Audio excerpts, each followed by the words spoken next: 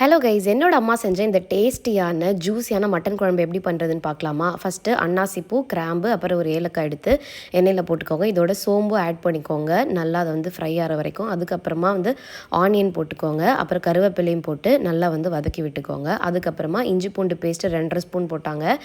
இதிலே வந்து பட்டை லவங்கம் கொஞ்சம் சேர்த்து தான் வந்து அரைச்சிருக்கு. இதுக்கப்புறமா வந்து நல்லா அதை வதக்கி விட்டுட்டு தக்காளி ஆட் பண்ணிக்கோங்க. அந்த தக்காளிக்கு அப்புறமா நல்லா உப்பும் போட்டுட்டு நல்லா அது மேஷ் ஆகிற வரைக்கும் வந்து ஃப்ரை பண்ணிக்கோங்க.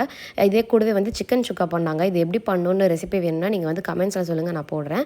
இதுக்கு மேலே வந்து மட்டன் ஆட் பண்ணிட்டாங்க. முன்கூட்டியே இதை வேக வைக்கல. இந்த குழம்போட சேர்த்து தான் நான் வந்து குக்கரில் விசில் வைக்க போகிறேன்.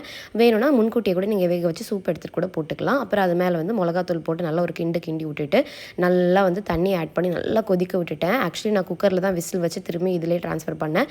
கடைசியாக தேங்காவும் மிளகும் சேர்த்து அரைச்சி அதை ஆட் பண்ணிவிட்டு கொத்தமல்லி தூவி இறக்குனீங்கன்னா சூப்பரான ஜூஸியான மட்டன் குழம்பு ரெடி.